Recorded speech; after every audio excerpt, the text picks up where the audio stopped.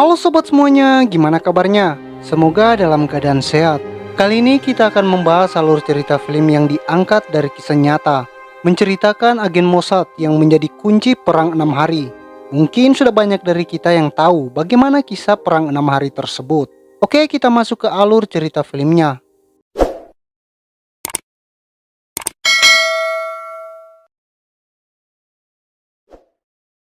Film dimulai pada latar waktu 18 Mei 1965 di airport Paris. Terlihat cuaca yang sedang hujan dan seorang laki-laki yang terburu-buru memasuki mobil. Pria itu ditanya bagaimana kabar Damaskus. Pria itu menjawab, "Aku harus berbicara dengan Perdana Menteri Israel." Lalu scene berganti dengan setting waktu 6 tahun sebelumnya. Terlihat Eli Cohen yang bekerja di Toserba. Dia sedang melakukan tugasnya agar segera selesai sebelum jam 12 siang. Lalu dia membuka dos makanan yang dibawakan oleh Nadia. Saat dia akan membuka makanan, ada surat kecil di tengah makanannya itu. Surat itu adalah surat dari istrinya yang berpesan agar jangan pulang malam. Lalu dia berjalan turun membelikan baju buat Nadia. Saat malam hari, baju baru dipakai oleh Nadia. Mereka berdua akan pergi ke sebuah pesta. Saat menuruni tangga apartemen, TV menyiarkan berita perang antara Suriah dan Israel. Lalu Nadia menyarankan jangan pergi. Namun Eli meyakinkan bahwa itu bukan apa-apa. Setelah itu mereka berdua pergi ke pesta. Saat itu Eli menggunakan rompi saat pesta. Seorang teman Nadia meminta dia agar mengambilkan air tonik dengan lemon. Setelah dijelaskan bahwa itu adalah suaminya, akhirnya temannya meminta maaf. Si teman mengira Eli adalah pelayan. Scene berpindah saat Nadia dan Eli sudah berada di rumah. Lalu Eli membahas tentang pesta tadi karena seperti pesta yang bodoh dan kekanak-kanakan. Lalu Eli berkata, "Apakah gara-gara aku seperti imigran?" Nadia menjawab, mereka tidak tahu hal itu. Eli merasa bahwa mereka melihatnya seperti orang Arab, padahal aku ini adalah orang Yahudi. Scene berganti dengan menunjukkan kondisi perbatasan Suriah Israel. Terlihat para petani yang sedang bekerja. Tiba-tiba terdengar suara gemuruh dari pesawat. Tentara menyuruh para petani untuk tiarap, lalu bom-bom dan peluru ditembakkan. Scene berpindah pada Felek yang menunggu selesai meeting di kantor Mossad. Jacob menyalahkan dia karena tanpa mata-mata Israel seperti buta dan tuli.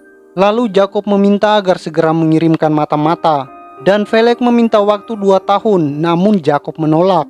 Dia hanya diberikan waktu 6 bulan untuk melatih mata-mata yang akan dikirimkan ke Suriah. Jacob pun meminta agar Felek mengikutinya. Jacob memperlihatkan foto udara dari Amerika. Dia menunjukkan ke Felek bahwa ada pergerakan alat berat. Ini hanya pengalihan atau benar-benar ada konvoi. Jacob menjelaskan jika tidak ada spy di perbatasan, maka kita akan buta dan tuli. Dia juga mengingatkan kita berhutang kepada rakyat agar mereka bisa hidup damai dan aman di Israel. Ini bukan tanpa harga dan harga itu lebih mahal dibandingkan nyawa satu orang. Setelah malam hari diperlihatkan kantor Mossad di Tel Aviv. Terlihat dan Felek memiliki data-data agen yang akan dia latih. Tapi karena tidak ada yang lolos sesuai kriteria, Felek membuang data-data itu. Lalu dia mengambil satu berkas dan mengirimkan surat ke Eli Cohen. Surat itu sampai dan dibaca oleh Eli Cohen. Surat itu berisi alamat 56 Allen State, pukul 4 sore lantai 3. Setelah mendekati pukul 4 sore, Eli menuju alamat itu. Ternyata itu adalah alamat yang salah dan itu adalah ujian dari Dan Felek. Dia ingin melihat naluri Eli karena mata-mata juga harus punya naluri. Tiba-tiba Eli berbalik dan mengetahui posisi Jacob dan Felek. Lalu dia menaiki tangga menuju lantai 3. Setelah sampai Dan Felek bertanya, "Apakah kau tahu siapa aku?" Lalu Eli menjawab, "Aku sudah melamar 2 kali dan 2 kali juga kau tolak." Eli mencintai negaranya dengan sepenuh hati dan ternyata dia ingin menjadi agen. Felek bertanya, "Jika negara memintamu berhenti bekerja, dan jika negara memintamu untuk berbohong ke semua orang, apakah kau siap?" Lalu dengan tegas Eli menjawab, "Iya, aku siap." Lalu Dan Felek meminta agar besok pagi Eli datang untuk memulai beberapa tes dan juga pelatihan. Jika memang Eli lolos untuk menjadi agen Mossad, dia akan dipekerjakan sebagai agen. Keesokan harinya Eli mulai pelatihannya. Dia harus menemukan orang yang sedang mengikutinya. Di tes awal dia gagal. Di tes berikutnya dia bisa menemukan orang yang sedang mengikutinya dari belakang. Padahal Eli dapat menebak dengan benar, namun Felek terlihat tidak puas. Begitu juga pada tes berikutnya, Eli dapat menemukan agen yang mengikutinya. Namun Felek tetap tidak puas. Tes berikutnya Eli diperkenalkan dengan berbagai macam gambar senjata, tank, pesawat, dan orang-orang penting yang menjadi target, seperti Kolonel Afif Al-Bisri, Ahmad Swidani dari polisi rahasia. Eli juga dites menggunakan sandi Morse 20 kata dalam 1 menit, tapi dia hanya dapat menyelesaikan 13 kata dan ada 3 kesalahan. Di tes selanjutnya Eli dapat menyelesaikan 45 kata dalam 1 menit tanpa kesalahan. Nadia mengunjungi tempat kerja Eli. Dia kaget karena yang ada di ruangannya bukanlah Eli, tapi orang lain. Scene berganti pada meeting antara Jacob dan Felek. Felek melaporkan bahwa Eli dapat menyelesaikan semua tes dan pelatihan. Lalu Jacob meminta agar Eli segera dipindahkan ke Buenos Aires. Tapi Felek menolak dan meminta agar Eli dikirimkan ke Damaskus. Felek menjawab ada Perdana Menteri yang kehilangan tangan dan kaki dan juga kedua anaknya. Ada juga agen Mossad di Swedia yang kehilangan penglihatannya. Kemudian Felek menemui dan berbicara dengan Eli. Felek menceritakan bahwa besok dia harus menyerahkan agen ke Jacob untuk bertugas. Eli harus bertugas karena dia sudah lulus semua ujian dan siap untuk beroperasi. Setelah itu Dan Felek meminta agar Eli memikirkannya dalam waktu 24 jam. Jika Eli bersedia, dia akan segera bertugas. Jika tidak, maka Felek juga akan melaporkannya ke Jacob, karena ini semua menyangkut hidup Eli. Felek pun meninggalkan Eli untuk merenung. Setelah malam hari, terlihat Nadia menunggu Eli pulang. Saat pulang, Eli membawa bunga, tapi reaksi Nadia tidak senang. Karena menurut dia jika suami pulang membawa bunga, berarti dia telah berselingkuh. Nadia bertanya, kenapa kau keluar dari Toserba dan sudah lama tidak bekerja? Eli pun mencoba menjelaskan, dia sekarang bekerja di bagian pembelian Kementerian Pertahanan. Hal ini memungkinkan ia untuk bepergian ke seluruh dunia, untuk membeli perlengkapan, perabotan, bahkan senjata untuk Israel. Lalu Nadia bertanya, apakah itu berbahaya? Eli pun menjawab, tidak. Ini adalah kesempatan untuk memberikan kehidupan yang Nadia impikan. Bekerja di pemerintahan mempunyai banyak potensi keuntungan. Mendengar itu, Nadia mendukung sepenuhnya. Scene berpindah pada tanggal 3 Januari 1961. Eli telah sampai di stasiun Zurich, Swiss. Lalu dia turun dari kereta dan membeli koran. Tapi koran itu tidak dibaca, melainkan sebagai kode untuk agen lain yang akan menjemput Eli. Dengan gestur yang sama, Eli mengikuti orang itu untuk menaiki mobil. Lalu perjalanan dilanjutkan ke markas Mossad. Tidak lama kemudian Eli mengganti bajunya. Saat membuka sepatu, ternyata ada surat dari istrinya. Si istri mengatakan kalau kumis baru Eli sangat tampan. Lalu agen yang menemani Eli meminta surat itu untuk disimpan. Setelah menggunakan setelan jas, Eli mengganti namanya menjadi Kemal Amin Tabet. Nama itu diambil dari nama ayahnya Amin Tabet. Dan nama ibunya adalah Said Abrahim. Semua mengenai Eli diganti total. Setelah itu Kemal terbang dan turun dari pesawat di Buenos Aires. Di sini Kemal menyamar sebagai pebisnis yang memiliki pabrik tekstil terbesar di Jalan Legacy Street nomor 74. Ayahnya sudah meninggal dan Kemal sebagai pewaris untuk mengambil alih bisnis keluarga. Pabrik tekstil itu merupakan pabrik terbesar di Amerika Selatan. Ibunya juga sudah meninggal beberapa tahun yang lalu. Scene berpindah pada tanggal 6 Januari 1961 di Buenos Aires. Terlihat Kemal yang bermain judi dengan salah satu pemilik koran Ahraman Al-Arabi. Kemal mengomentari isi korannya tentang prediksi tim Argentina yang akan menang dengan mudah. Kemal mengungkapkan bahwa itu bukan koran tapi hanya tisu toilet. Lalu orang di sekitar mereka menatap seolah-olah akan terjadi keributan. Raffi pemilik koran itu mengungkapkan kalau Kemal adalah pembeli iklan terbesar di korannya. Semua orang pun tertawa dan Kemal memberikan teh kepada pria itu. Lalu Kemal meninggalkan bar itu. Setelah keluar, Kemal berjalan mengikuti seorang wanita yang mirip dengan istrinya. Lalu terlihat Nadia yang sedang hamil menaiki tangga dan membawa buah-buahan. Ternyata plastik pembawa buah itu sobek, membuat buahnya jatuh. Pada saat itu Nadia bertemu dengan Dan Felek. Mereka berdua berjalan menuju rumah Nadia. Dan Felek menceritakan kalau Eli sedang bekerja di pemerintahan untuk bagian pembelian ke seluruh dunia. Dan Felek memberikan kartu namanya. Jika Nadia butuh sesuatu, tinggal telepon aja. Scene berganti saat Kemal menulis surat untuk istrinya. Setelah itu ada telepon dari agen bernama Yulia.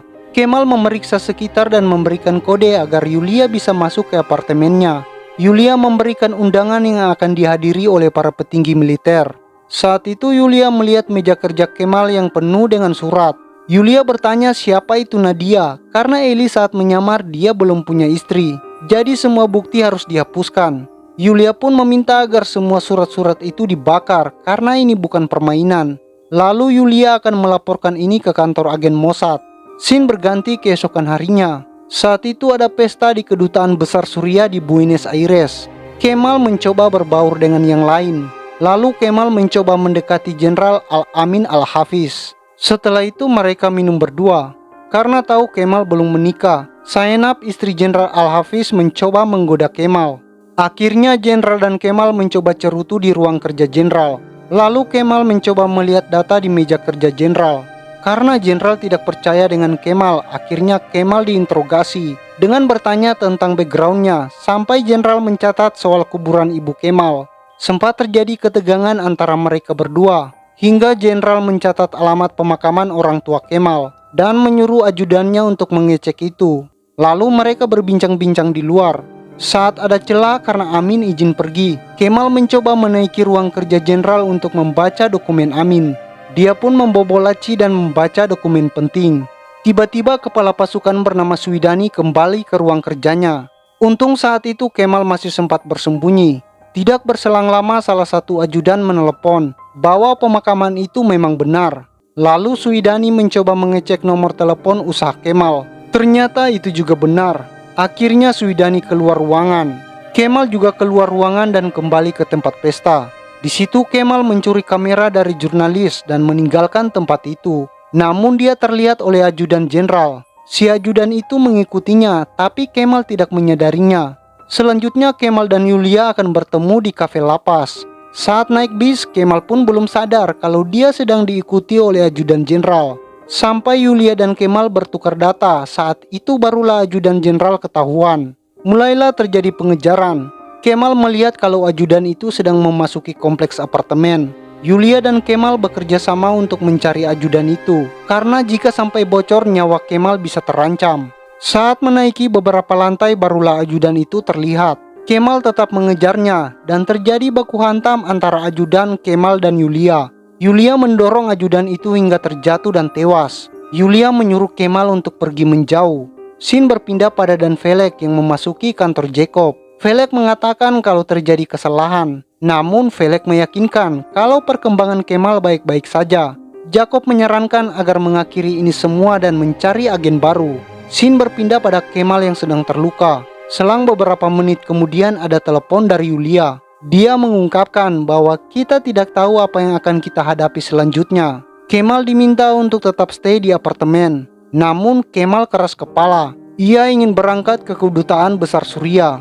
Dia membawa hadiah untuk Jenderal untuk meminta surat rekomendasi agar Kemal bisa pergi ke Damaskus. Ternyata penyamarannya aman. Jenderal membuatkan surat visa itu.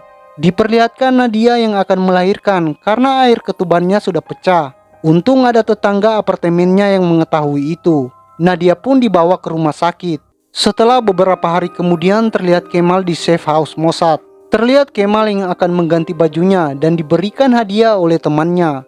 Ternyata setelah beberapa bulan Kemal baru diberitahu kalau Nadia sudah melahirkan. Lalu Kemal kembali ke Israel untuk melihat bayinya. Setelah itu Dan Velek dan Kemal berbicara. Kemal tidak ingin lagi menyamar karena ingin mengurus keluarga. Tapi Velek mencoba meyakinkan Kemal. Karena sepak terjang Kemal kemarin membuat kantor Mossad mempunyai banyak informasi. Ditambah naluri penyamaran Kemal sangat bagus. Setelah pulang dari pertemuan itu, Kemal kembali ke rumah. Kemudian Kemal diajari untuk membuka mixer roti. Yang di dalamnya ada alat komunikasi menggunakan sandi Morse. Ada juga bahan peledak dan obat untuk bunuh diri jika Kemal berada di posisi terancam. Semua ini disiapkan untuk misi pergi ke Damaskus. Kemudian Kemal menaiki kapal pesiar dari Buenos Aires ke Beirut. Di kapal ini Kemal bertemu dengan Sheikh Majid Al-Erat. Dia adalah seorang Taipan dan menikah dengan istri Yahudi di Suriah. Pada malam hari Kemal makan malam di kapal itu. Dia memilih tempat yang dekat dengan Sheikh Majid. Lalu Kemal memesan minuman yang paling mahal di kapal itu. Setelah minuman itu datang, Kemal mencoba berbicara dengan Majid. Lalu mereka berdua mulai membahas soal bisnis. Kemal bertanya soal Ba'at. Sheikh Majid tiba-tiba marah dan meninggalkan meja makan. Ba'ath adalah partai politik sayap kanan di Suriah. Saat di kamarnya, Kemal berpikir kalau pancingannya tentang Ba'ath telah berhasil. Dia pun pergi berbicara dengan Sheikh Majid untuk berpura-pura minta maaf. Sheikh Majid pun mengatakan kalau tidak masalah karena Kemal orang awam politik. Setelah beberapa hari, Kemal dan Sheikh Majid tiba di pelabuhan Beirut, Lebanon. Saat turun dari kapal, ternyata Sheikh Majid membawa mobil yang sangat langka. Kemal memuji mobil itu karena hanya ada 7 unit di dunia. Saat Kemal akan pergi, tiba-tiba Sheikh Majid menawarkan tumpangan buat Kemal. Perjalanan dari Beirut menuju Damaskus, Suriah. Mereka berdua pun pergi menuju Damaskus. Setelah beberapa jam perjalanan, sampailah mereka di pos perbatasan. Lalu Kemal memberikan surat rekomendasi dari Jenderal Al-Hafiz. Saat itu Kemal dan Sheikh Majid diminta untuk masuk ke kantor perbatasan untuk minum kopi. Tapi raut wajah Kemal terlihat gugup saat bagasi mulai diperiksa. Setelah itu Kemal meminta izin ke toilet. Kemal mencoba menyogok petugas dengan jam tangannya. Namun setelah diterima, kopernya tetap akan diperiksa. Kemal beralasan kalau di dalam kopernya ada gambar dewasa. Lalu petugas itu mengembalikan koper ke dalam bagasi mobil. Setelah masuk ke dalam mobil, Sheikh Majid gantian bertanya apa yang ada di dalam koper Kemal. Kemal pun menjawab gambar dewasa. Sambil tertawa mereka meninggalkan pos perbatasan itu. Kemal pun sampai di Damaskus. Dia mulai melihat-lihat apartemen yang akan dia tempati. Saat melihat keluar, Kemal bertanya kepada pemilik apartemen, itu gedung apa? Lalu pemilik menjawab, itu adalah kantor militer. Lalu Kemal meminta pindah ke apartemen yang lebih dekat dengan kantor militer itu. Setelah pindah, Kemal berkeliling ke seluruh ruangan apartemen. Saat makan malam, Kemal teringat dengan istrinya. Lalu Kemal mencoba berkomunikasi dengan Sandy Morse. Dia memberikan informasi ke kantor Mossad. Dan Felek dan Jacob membaca kabar dari Kemal. Dia menyampaikan bahwa ia mendapatkan apartemen di dekat kantor militer. Berita itu cukup membuat mereka senang. Keesokan harinya Kemal berjalan-jalan ke salah satu pasar untuk membeli koran. Dia juga mencari furnitur untuk usahanya selama di Damaskus. Setelah Kemal mendapatkan tempat yang cocok, dia langsung masuk ke tempat produksi furnitur, lalu Kemal membeli semuanya. Setelah itu Kemal mulai membuka kantor ekspor impornya di Damaskus. Setiap hari Kemal berjalan-jalan untuk membeli koran dan berbelanja barang. Saat di malam hari dia membungkus semua furnitur dengan koran yang memuat berita penting. Setelah di packing, barang-barang itu dikirim. Koran-koran itu dilaporkan ke kantor Mossad sebagai bahan informasi. Lalu Kemal juga membeli Gucci dan diisi dengan koran, hingga membuat kantor Mossad penuh dengan koran dan informasi dari Kemal. Dan Felek bercerita ke Maya bahwa dulu ada agen yang berumur 19 tahun. Dia tertangkap oleh pihak Suriah, lalu agen itu disiksa oleh tentara dan masyarakat. Karena itu Jacob merasa bersalah dan dia mengkhawatirkan Kemal. Scene berganti 4 bulan kemudian. Saat itu Kemal dikenalkan dengan salah satu anak dari rekan bisnisnya. Lalu Sheikh Majid dan rekannya mulai membicarakan bisnis. Ternyata di tempat itu ada juga Ma'asi. Setelah pembicaraan bisnis selesai, Kemal mulai mendekati Ma'asi. Ma'asi ini orang yang sangat jahil. Dia menggoda pelayan yang mirip artis Jean Paul Belmondo. Ma'asi mulai mengerjai pelayan itu. Dalam pertemuan itu mereka mulai meminum vodka hingga mabuk. Lalu Kemal mengajak Ma'asi untuk menginap di apartemennya. Saat Kemal akan membuatkan kopi, ternyata Ma'asi sudah tertidur di sofa. Dia pun memfoto Ma'asi. Saat di pagi hari, Ma'asi mulai mengerjai Kemal yang baru bangun tidur. Ma'asi pura-pura lupa ingatan dan menodongkan pistol. Kemal pun mengusir Ma'asi dan berkata kalau mereka berteman. Tapi semua itu hanya bercanda.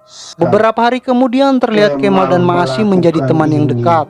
Kemal melakukan ini karena Ma'asi adalah salah satu keponakan dari Jenderal Suriah. Walaupun di tengah canda tawa, namun di dalam hati Kemal sangat rindu dengan Nadia. Berpindah pada tanggal 12 Desember 1962. Saat di pagi hari terdengar suara gemuruh dari luar. Kemal mendengarkan radio yang mengabarkan kemenangan Suriah pada pertempuran dengan Israel. Lalu Kemal mengikuti aksi demo. Diperlihatkan tentara berseragam Israel yang sudah meninggal dan dipajang di alun-alun kota. Saat akan kembali, Kemal bertemu dengan Ahmad Swidani. Dia adalah pengawal pribadi dari Jenderal Al-Hafiz saat di Buenos Aires. Scene berganti beberapa jam setelah demo. Terlihat Ma'asy dan Sheikh Majid berada di apartemen Kemal.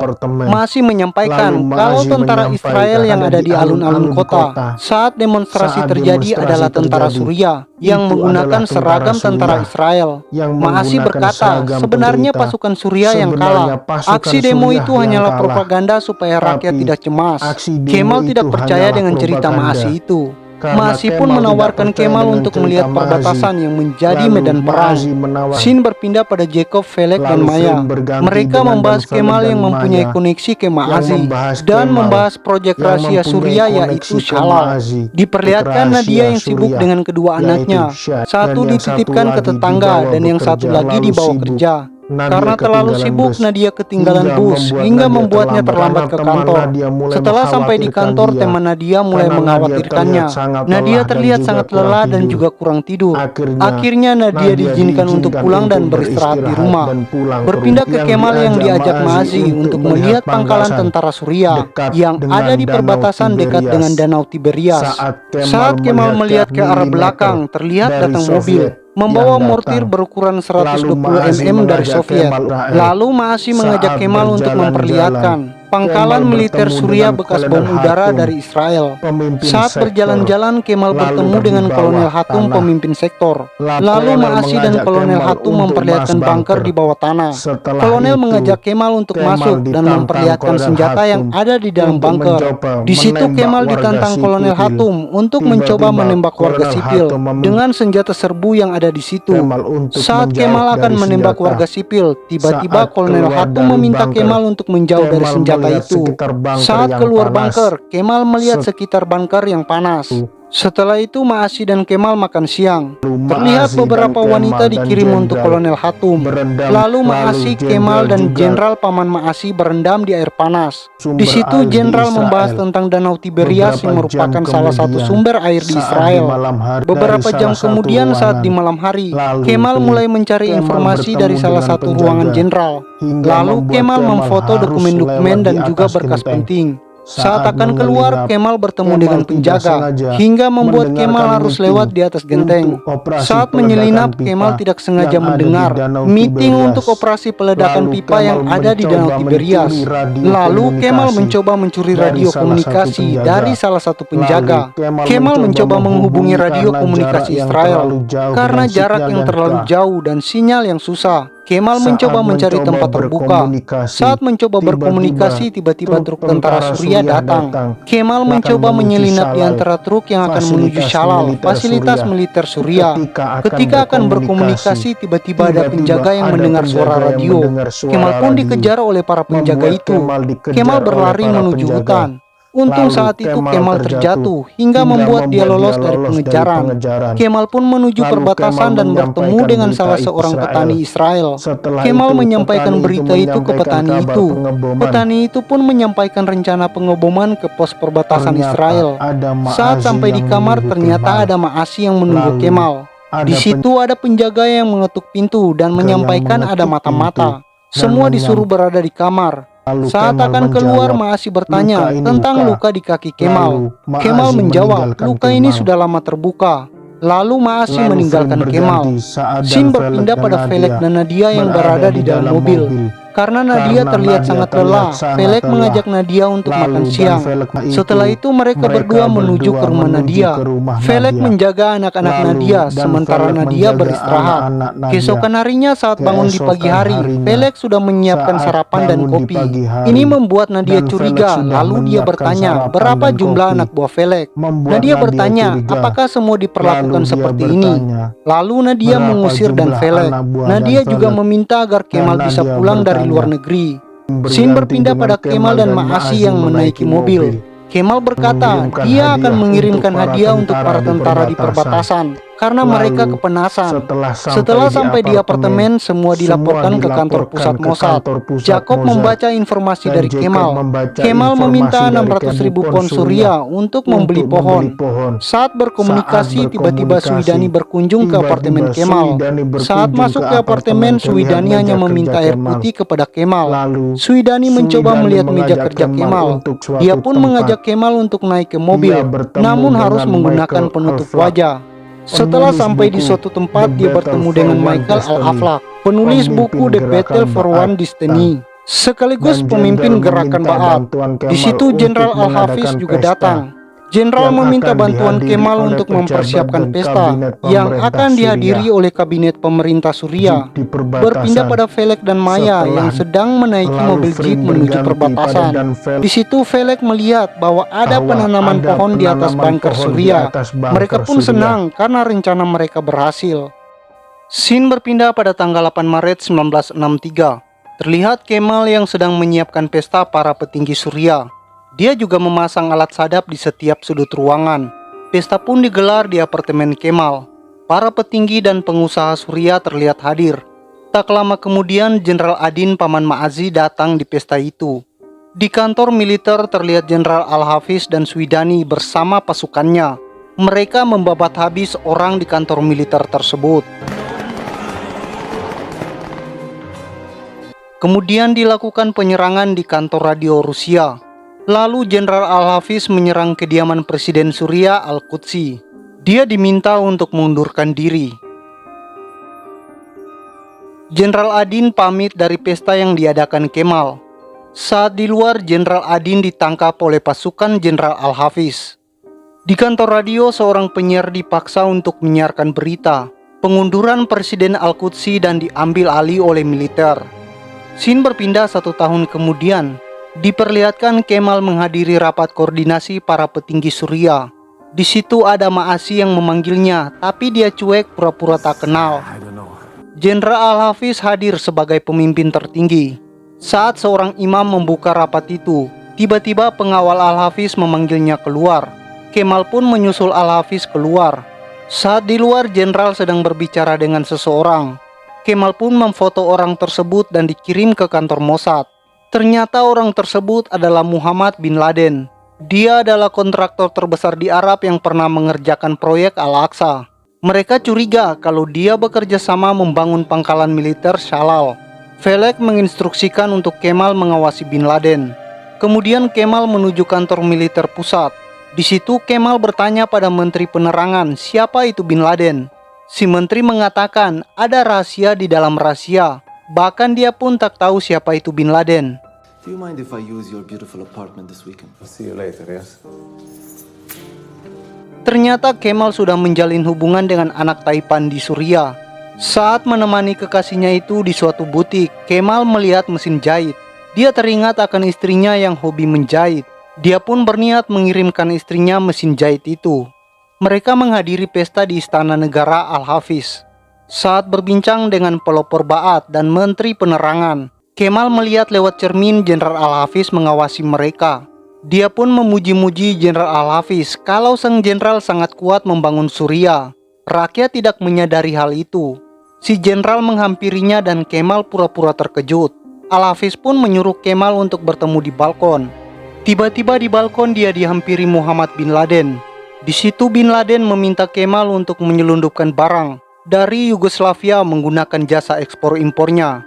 Namun bin Laden mengatakan kalau barang itu rahasia dan Kemal tidak perlu tahu apa isinya. Di kantor Mossad, Felek meminta agar pengiriman itu diawasi ketat. Dia juga meminta agar Kemal dipulangkan dulu ke Israel agar dia tidak lupa jati dirinya. Berpindah pada Kemal dan kekasihnya. Di situ sang kekasih bertanya kapan dia akan melamarnya. Kemal hanya diam tak berkomentar. Saat pulang ternyata Ma'asi telah menunggunya. Dia mengatakan kalau dulu dia dan pamannya memperlakukan Kemal dengan baik. Kenapa dia tega melakukan ini pada pamannya? Saat akan menaiki tangga apartemen, Kemal menyuruh kekasihnya pulang. Dia mengatakan kalau hubungan mereka telah berakhir. Kemal sangat terguncang dengan nasib yang menimpa sahabatnya Ma'asi. Dia merasa sangat bersalah. Scene berpindah di kantor Mossad. Seorang agen sedang menunggu pesan dari agen lapangan sambil menonton bola.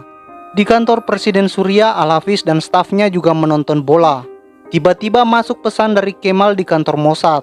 Dia mengatakan kalau paket akan tiba besok siang dan diharapkan untuk dijemput. Diperlihatkan Swidani yang sedang merokok di pos penjaga. Di situ signal televisi itu terganggu. Dia pun bertanya pada penjaga kapan televisi itu dapat gangguan signal. Dia pun berkata setiap siang dan malam. Suwidani pun curiga akan hal itu. Berpindah pada agen penerima pesan yang tidak tahu kode Singer dari Kemal. Berpindah di pelabuhan ekspor impor Tabet. Kemal memeriksa kontainer pengirimannya. Tiba-tiba di situ muncul Bin Laden. Bin Laden mengatakan kalau dari sini dia akan mengurusnya dan berterima kasih kepada Kemal. Barang-barang itu pun dibawa pergi oleh Bin Laden. Berpindah pada Menteri Penerangan yang membawa selingkuhannya di apartemen Kemal. Diperlihatkan Kemal di kantor militer Suriah. Dia membobol ruangan Menteri Penerangan. Dia membuka berangkas dokumen dan mulai memeriksa dokumen-dokumen itu.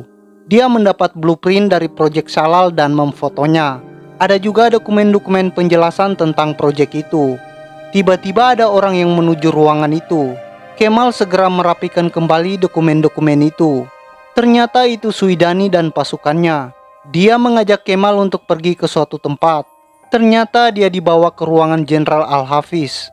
Jenderal mengatakan kalau Danau Tiberias adalah milik Israel, namun dua sungai yang mengalirinya milik Suriah.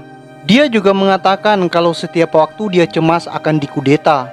Dia mendengar dari Suwidani kalau ada mata-mata besar di sekitar pemerintahannya. Di situ sang jenderal meminta Kemal membantunya. Hal yang mengejutkan, Kemal diminta untuk menjadi wakil menteri pertahanan.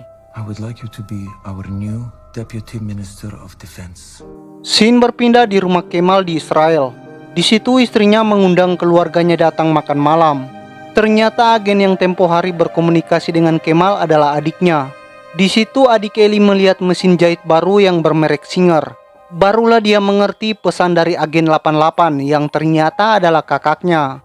Scene berpindah pada tanggal 24 Januari 1965. Terlihat Kemal pulang ke Israel dan bertemu dengan istrinya. Mereka melepas rindu bersama dengan anak-anaknya. Berpindah di kantor Mossad yang saat itu sedang diadakan rapat. Di situ Mossad membahas tentang aliran sungai Tiberias yang akan direbut Israel. Mereka membahas proyek Shalal yang menjadi kunci militer Suriah. Kepala Mossad menyarankan untuk menyerang fasilitas Shalal. Namun Felek menolak karena akan membahayakan Kemal. Tiba-tiba Maya berbicara dan mengatakan kalau jangan langsung menyerang. Kita harus memberikan kemenangan kecil untuk Kemal sebagai wakil menteri pertahanan.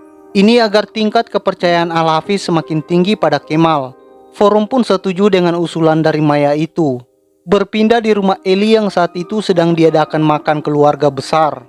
Eli bercerita tentang kota Roma yang selama ini dia tinggali. Di situ ada adiknya yang bertanya apa yang ada di Roma dan bagaimana keadaan di sana. Mauri adiknya terus mencercanya dengan pertanyaan yang tak mampu dijawab oleh Eli. Eli pun memotong pembicaraan dengan meminta makanan favoritnya. Mauri pun memaki Eli. Eli menyusul Mauri yang keluar dan membujuknya untuk jangan bertingkah kasar di depan keluarga. Akhirnya mereka makan bersama. Eli menelepon kantor Mossad dan memaki-maki Felek. Dia mengatakan kenapa adiknya ditempatkan sebagai penerima pesan darinya. Felek pun berkata kalau dia tidak tahu dan berjanji untuk memperbaiki situasinya. Saat pulang ke rumah, Eli mengajak Nadia untuk berbelanja besok harinya. Karena di rumahnya tidak ada telepon dan televisi, sementara dia sudah berjasa pada negara. Besok harinya dia mengajak Nadia ke supermarket untuk berbelanja. Di situ security menyuruh Eli menunjukkan identitas karena barang belanja mereka mewah dan banyak. Eli tidak terima dianggap sebagai warga kelas 2. Dia pun mengamuk dan security menahannya. Saat di rumah, Nadia memarahi Eli dan Felek yang dianggap menyembunyikan sesuatu. Dia mengutarakan kecurigaannya dan Eli hanya diam. Di luar, Eli meminta Felek untuk menjaga Nadia. Di situ Eli sempat ragu dengan siapa dia sebenarnya. Felek meyakinkan supaya jangan terbawa suasana Kemal di kehidupan nyatanya. Felek juga mengatakan rencana penyerangan Shalal dan Kemal harus menerima jabatan wakil menteri pertahanan. Dia juga harus menikahi pacarnya di Suriah agar tidak dicurigai. Saat malam hari, Eli tidak bisa tidur. Badannya gemetar dan keringat dingin. Dia mengatakan pada Nadia kalau dia sangat takut dan sangat mencintai Nadia. Esoknya Kemal bersiap untuk kembali ke Suriah. 2 minggu kemudian, diperlihatkan Kemal sedang berada di kantor pemerintahan Suriah. Di situ dia bertemu dengan para petinggi Suriah. Mereka menanyakan perjalanan Kemal dari Swiss. Kemudian mereka menanyakan apakah dia bersedia menjadi wakil menteri pertahanan. Kemal hanya menjawab, Presiden Al-Hafiz yang harus tahu lebih dulu jawabannya.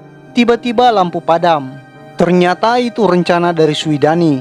Dia berpatroli dengan mobil untuk menangkap signal yang mencurigakan. Ini akibat banyaknya operasi Suriah yang gagal. Dengan padamnya lampu akan mempermudah mendapat gelombang signal khusus. Saat pulang, Kemal mengirim pesan pada kantor Mossad. Tiba-tiba lampu padam, namun dia terus mengirim pesan. Dia tidak mengetahui kalau Suidani lagi mengintai daerah itu. Dia menyampaikan 2 mata-mata telah tertangkap. Kantor Mossad mengatakan kalau Shalal akan diserang. Suidani melacak signal Morse dari Kemal. Dia pun segera meluncur ke asal signal itu. Untung saja Kemal cepat selesai dan Suidani kehilangan jejak. Besok malam di kantor Mossad, Felek dan Jacob menunggu kabar terbaru. Pangkalan udara Israel mengatakan kalau pesawat tempur telah berangkat ke Suriah. Berpindah pada Kemal yang sedang makan malam di istana presiden. Di situ ada presiden dan istri bersama dengan calon istrinya. Mereka membahas Yasser Arafat yang bekerja sama dengan Suriah untuk menyerang Israel. Tiba-tiba terjadi gempa bumi dan mereka pun berlindung. Ternyata itu diakibatkan getaran dari pesawat tempur Israel. Ternyata proyek Shalal telah diserang dan hancur lebur.